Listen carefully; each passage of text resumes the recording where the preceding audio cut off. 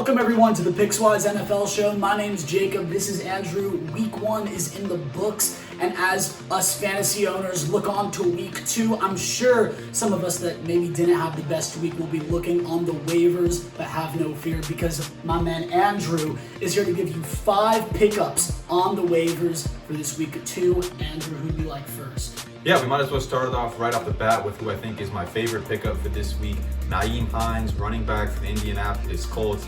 Not only did he look really good against the Jaguars, there was also an injury in that Indianapolis backfield to Marlon Mack, torn Achilles. Unfortunate for Mack, it sets up Hines perfectly. Jonathan Taylor should see an increased role on early downs as well. But Phillip Rivers, throughout his career, whether it's with the Chargers or now with the Colts, has loved to target his running backs in the passing game. I wasn't sure how it was going to translate to Indianapolis. He made it clear in week 1. That's the thing that's going to be here to stay. He's going to be targeting Hines frequently, especially in PPR leagues. I think Hines is the top pickup this week. He's only owned in around 20% of ESPN leagues, so most of you can still go get him. I know, I think Colts fans got to be bummed about that Mack loss, but big time for fantasy owners with Hines. Who do we like next? Yeah, next we like a Green Bay Packers receiver, Marquez ValdesScantling. He had a bit of a down year last year when people were cautiously optimistic. Some people thought he might break out last year. He was a big disappointment.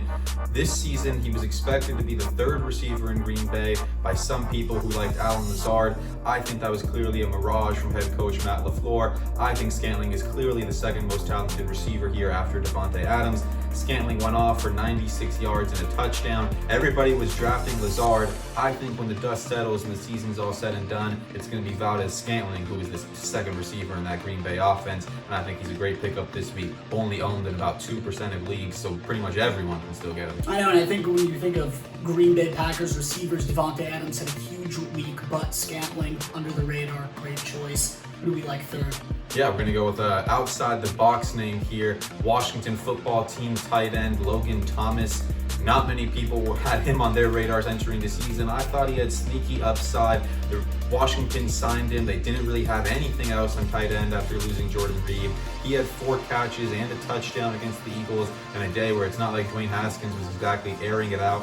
They gave Thomas significant money this season. The coaches quietly were raving about him all offseason. He's got a ton of athleticism and size. In the red zone, he should be a great touchdown target. And sometimes it can be hard to come by a tight end on any given week. I think Thomas is a great play. He's also owned at only around 1% of the league. So I know, at least for me, my team needs some tight end help, so I might have to pick him up. Who do we like 4th? Yeah, let's go back to the Indianapolis Colts. In addition to Nahim Hines, I think Campbell makes a ton of sense. Rivers, this is his 1st year with this team, so nobody knew exactly what his chemistry with these receivers was going to look like and what the pecking order was going to look like. I think week 1 cleared a lot of that up, and it made it clear that he really trusts Campbell. The talented Ohio State product lost most of his rookie season last year to injury, but he's a burner. Everybody knew he had all the talent in the world. The only question was, could he stay healthy? Rivers targeted him 9 times. I think T.Y. Hilton having a couple drops late in their week 1 game should only further increase the looks that Campbell gets in this offense. Well, I know in San Diego or Los Angeles, Phillip Rivers and Keenan Allen had that relationship. Maybe Campbell's his next guy. Who do we like last? I think so. Going back to Washington, another running back, Hayden Barber. This Washington backfield is one of the most unclear in the entire league, and there's a lot of backfields that weren't exactly crystal clear entering the week.